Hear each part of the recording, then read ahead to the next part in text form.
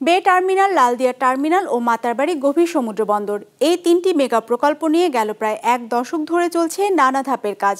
অর্থনীতির স্বার্থে এসব জরুরি প্রকল্পের কাজ অগ্রাধিকার ভিত্তিতে এগিয়ে নেওয়ার দাবি জানিয়েছেন ব্যবসায়ীরা। সাথে এসব প্রকল্পে দুর্নীতি থাকলে কঠোর পদক্ষেপ নিতে নতুন সরকারের প্রতি আহ্বান জানিয়েছেন বিশিষ্টজনেরা। নাজমুল সাদেকের রিপোর্ট।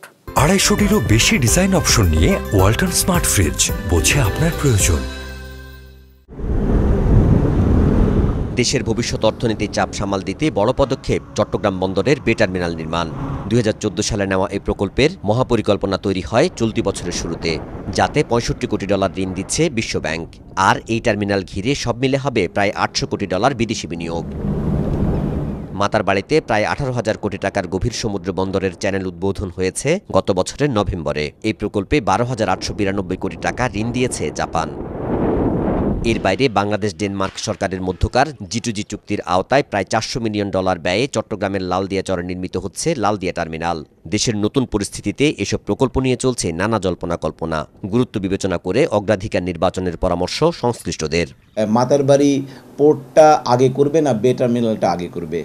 পায়রা পোর্টের কাজ সম্পূর্ণ আগে করা প্রয়োজন না বে টার্মিনাল আগে করা প্রয়োজন? আমরা মনে করি এক্ষেত্রে চিটাগং বে টার্মিনালের প্রায়োরিটি সবচেয়ে আগে, কারণ চিটাগং পোর্টের এটা সন্নিকটে, এখানে জাহাজের ড্রাফট অনেক বেশি, এখানে প্রচুর এরিয়া বা জমির আয়তন অনেক বেশি, যেখানে অনেক বড় একটা পোর্ট নির্মাণ করা যেতে পারে। কোনটা অতি সত্বর প্রয়োজন আছে, কোনটা আমাদের ইকোনমির জন্য এখনই প্রয়োজন, এটা কাজে হাত দিতে হবে, এই সবগুলো বিবেচনায় করে আমাদের যারা বন্দর সংশ্লিষ্ট কাজের সাথে যারা অভিজ্ঞতা আছে এবং আমাদের বিশেষ করে বড় বড় ব্যবসায়ী মহল যারা আছেন, যারা বাংলাদেশের অর্থনৈতিক কর্মকাণ্ড এবং মেরিটাইম সেক্টরের সাথে জড়িত আছেন, সবার সাথে আলাপ করে আমার মনে হয় এই ব্যাপারে একটা সুষ্ঠু সিদ্ধান্ত গ্রহণ করতে হবে।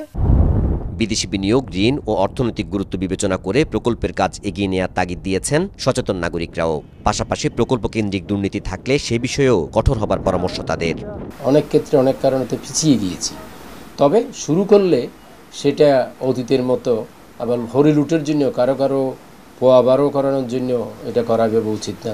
জনগণের টাকা, জনগণের অর্থে যে প্রকল্পগুলো বাস্তবায়িত হয় এবং জনগণ যে ঋণ এবং ঋণের সুদ বহন করে, সেই বিষয়টা অত্যন্ত বিবেচনাপ্রসূতভাবেই এগুলো শুরু করা দরকার।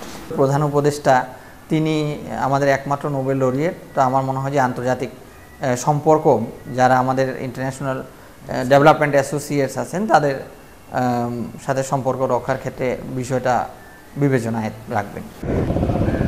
চট্টগ্রাম বন্দর দিয়ে দেশের আমদানি রপ্তানির মোট 92 বিভাগ পরিচালিত হয়। নাজমুল সাদেকি, বিজনেস রিপোর্ট, মাছরাঙ্গা টেলিভিশন।